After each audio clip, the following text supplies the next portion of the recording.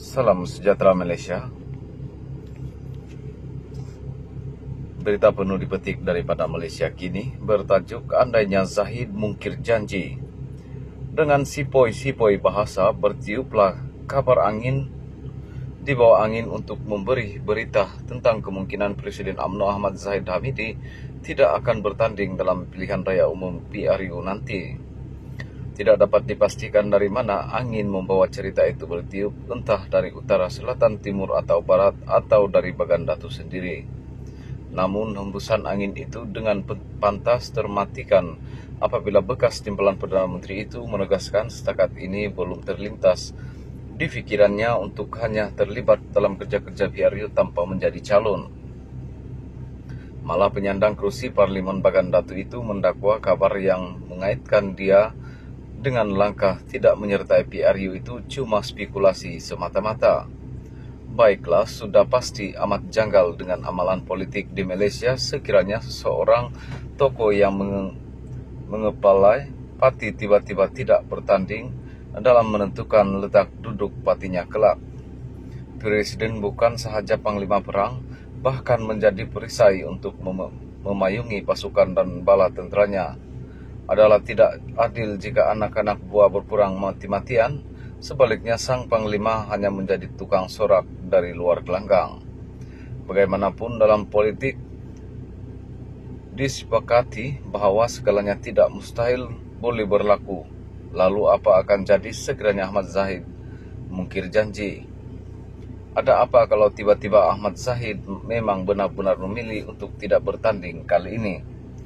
Lihat tanda tanya itu. Masih ada ruang yang boleh diperbahaskan dalam seni dan strategi politik yang untung ruginya hanya ditentukan di tangan rakyat. Dalam PRU 15 ini, PN dilihat meletakkan harapan setinggi langit untuk kembali berkuasa pentadbiran negara dengan mandat besar rakyat. Ternyata kekalahan buat kali pertama pada 2018 itu meninggalkan kesan yang maha perit buat mereka. Hilang pengaruh dan kuasa secara tiba-tiba itu adalah ibarat terhempas dari kapal terbang tanpa payung terjun. Namun PN nampaknya kini yakin mereka boleh kembali memasuki Putrajaya tanpa perlu berkongsi dengan siapa lagi.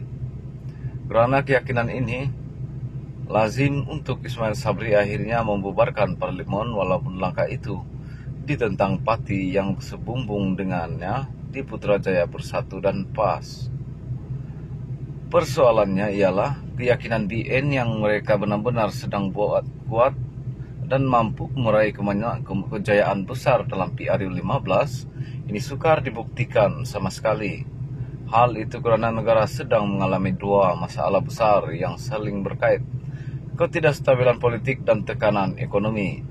Seorang pemerhati politik UMNO, Wan Muhammad Mahidin, dalam bukunya Panduan Politik untuk Keutuhan Parti dan Kesejahteraan Rakyat pada tahun 1974 menegaskan kewujudan seseorang pemimpin memang untuk menghadapi masalah. Antara lain menurutnya, agar negara sejahtera, seseorang pemimpin mestilah menyelesaikan dua masalah, yaitu masalah politik dan ekonomi.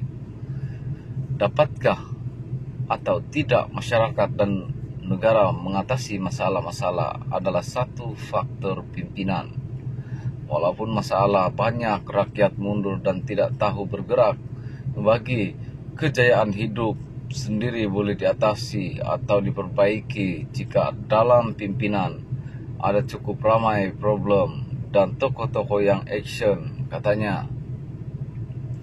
Justru penulis cuba meninjau bagaimana Ahmad Zahid dan barisan kepimpinannya mampu mengatasi masalah yang sedang dihadapi dan bakal negara kita mereka sendiri bergelut dengan masalah.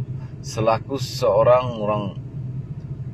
orang nombor wahid dalam UMNO dan BN, reputasi Ahmad Zahid pastinya terjejas kalau tidak banyak sedikit di mata rakyat susulan kes salah guna kuasa yang belum selesai di mahkamah.